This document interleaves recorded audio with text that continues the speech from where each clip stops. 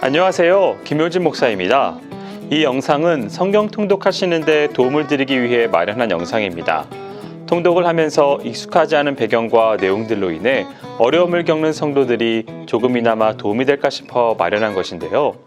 조금만 관심을 기울이시면 읽으시는데 유익이 있을 겁니다. 그럼 오늘 읽을 부분에 대한 안내를 해드리겠습니다.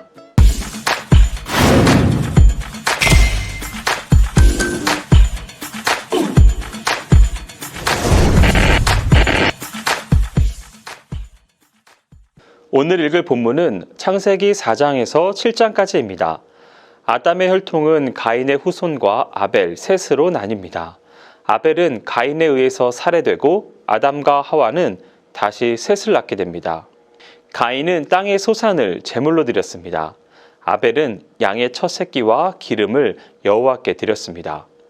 하나님은 아벨의 제사는 연락하셨지만 가인의 제사는 그렇지 않았습니다. 왜 가인의 제사는 받지 않으시고 아벨의 제사는 연락하셨는지에 대한 논쟁은 상당히 많습니다. 다만 히브리서 11장 4절 말씀을 참고로 하면 아벨은 믿음으로 제사를 드렸다는 것으로 예배자의 중심과 동기에 따라 받아졌다고 해석하는 경우가 있습니다. 결국 가인은 하나님의 경고대로 그의 죄를 다스리지 못하고 아벨을 쳐 죽입니다. 하나님의 징벌로 인해 가인은 땅에서 저주를 받게 됩니다. 5장은 아담으로부터 노아에 이르는 긴 역사를 짧은 지면 안에 족보라는 형식을 빌어 함축적으로 묘사합니다. 본장에서 언급된 역사를 통해 우리는 하나님께서 선택하신 후손이 역사의 중추적 역할을 한다는 사실과 만유의 주이신 하나님께서 보이지 않는 중에 인류를 당신의 뜻대로 섭리하시며 또한 통치해 가고 계신다는 사실을 깨달을 수 있습니다. 그리고 아담의 계보에 등장한 인물들은 하나같이 자녀를 낳고 죽었다는 사실이 강조됨으로써 아무리 장수한 사람이더라도 죽음의 권세를 극복할 수 없었다는 점을 웅변적으로 제시합니다. 5장은 셋의 계보 중 노아의 때까지만을 기술함으로써 노아의 시대가 하나님의 구속사의 한 분기점을 이루게 됨을 묵시적으로 시사합니다. 그리하여 성경 역사는 단순한 시간의 흐름이 아니라 인류 구속이라는 하나님의 원대한 계획을 이루기 위한 발전과 변혁의 점진적 계시의 과정임을 보여주고 있습니다. 창세의 역사를 반영하고 있는 족보의 기술이 일단 노아에게서 멈추고 본장은 대홍수전의 상황을 묘사하고 있습니다. 본장에서 하나님께서는 타락한 세계에 대한 심판과 의로운 자에 대한 구원을 계획하시고 그 뜻을 노아에게 밝히고 계십니다.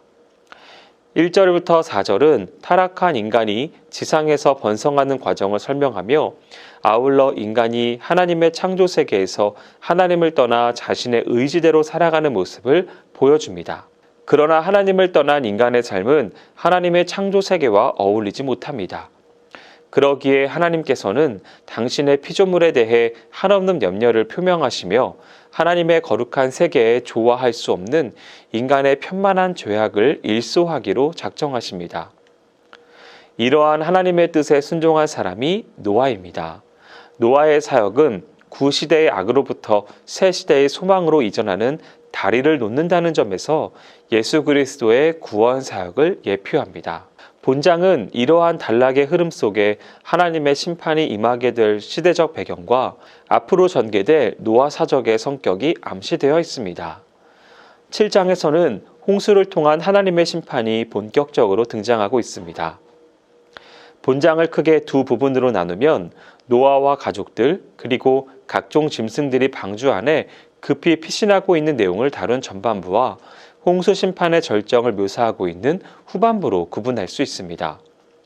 너와 내 온 집은 방주로 들어가라 라는 1절의 말씀은 하나님의 명령인 동시에 생명잔치로의 초대입니다. 본문은 홍수 시작 전 바로 하나님께서 우선 노아와 그의 가족들을 다음으로 동물들을 구원의 방주로 초대하십니다. 하나님은 타락한 자들을 멸절시키기 위한 계획과 더불어 순결한 영혼을 보존하시고 그들로 인한 새 역사 창조의 계획을 수립하셨습니다. 이처럼 하나님은 악인과 함께 의인들을 멸망시키지 않을 뿐 아니라 불타는 진노 중에라도 풍성한 긍휼을 잊지 않으십니다. 이런 하나님의 신실하심과 무한한 사랑 때문에 인류는 생존할 수 있으며 또한 진리와 소망을 간직할 수 있습니다.